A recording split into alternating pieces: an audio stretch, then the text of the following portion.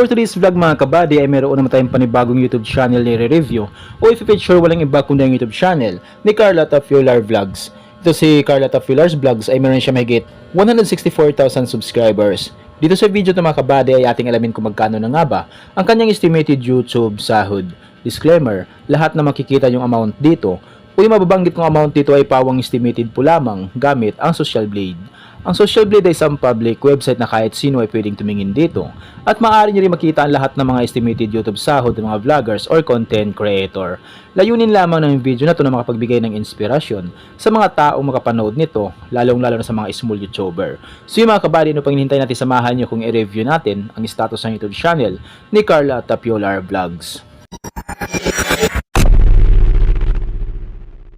So yun mga kabady, dito tayo ngayon sa official YouTube channel ni Carla Tafular Vlogs dito sa Social Blade. So dito makikita natin na umabot na sa 164,000 subscribers ito si Carla at meron siya 94 uploads na video. Total lang kanyang video views umabot na sa mahigit 9 million. Ginawa kanyang YouTube channel noong September 10, 2024. Total grade C+.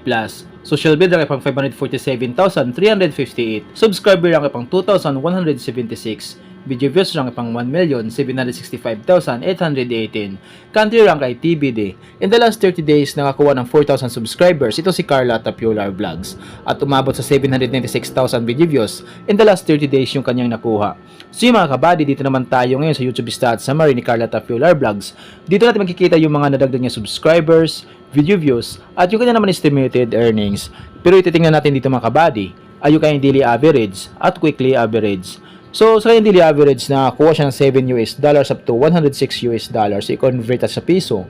Simula na convert sa lowest na mayroon siyang $7 i-times sa 59 ay mayroon siyang 413 pesos na posibleng kitain sa loob ng isang araw. At kung mabot naman yung highest above sa $106 i-times natin sa 59 ay mayroon siyang 6,254 pesos na posibleng kitain sa loob ng isang araw. So yun mga kabady, dito naman tayo ngayon sa kanyang weekly average. So, sa kanyang weekly average, nakakuha siya ng $63 up to $1,000 i-convert sa piso. Simula din po convert sa lowest na mayroon siyang $63 i-times sa 59 ay mayroon siyang 3,717 pesos na posibleng kitain sa loob ng isang linggo. At kung mabot niya yung highest na mabot sa $1,000 i-times natin sa 59 ay mayroon siyang 59,000 pesos na posibleng kitain sa loob ng isang linggo. So yun mga kabady, dito naman tayo ngayon sa kanyang estimated monthly earnings. So disclaimer po lamang mga kabady, ang video na ito ay layunin lamang na makapagbigay ng inspirasyon sa mga tao makapanood nito, lalo-lalo sa mga small YouTuber. So dito sa estimated monthly earnings ni Carla Tafular Vlogs ay meron siyang $199 at yung highest na may mabot sa $3,200 i-convert sa piso. Simula din convert sa lowest na meron siyang $199 i-times sa 59 ay meron siyang 11,741 pesos na posibleng kitain sa loob ng isang buwan. At kung mabot naman yung highest above sa $3,200 i-times natin sa 59 ay meron siyang 188,800 pesos na posibleng kitain sa loob ng isang buwan. Pero maaaring magbabago pa ito mga kabady, depende sa views na makukuha ni Carla Tafular Vlogs. So dahil sa akin ng mga vloggers or content creator, nakadepende yan sa dami ng views nila, sa dami ng subscribers.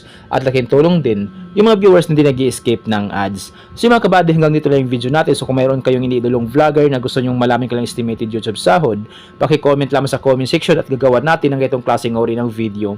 At kung nagustuhan nyo ang video ng mga kabady, huwag nyo po sanang kalimutan mag-like, share at mag-subscribe sa munting channel na ito. Once again, this is Kabady Vlog. Peace out.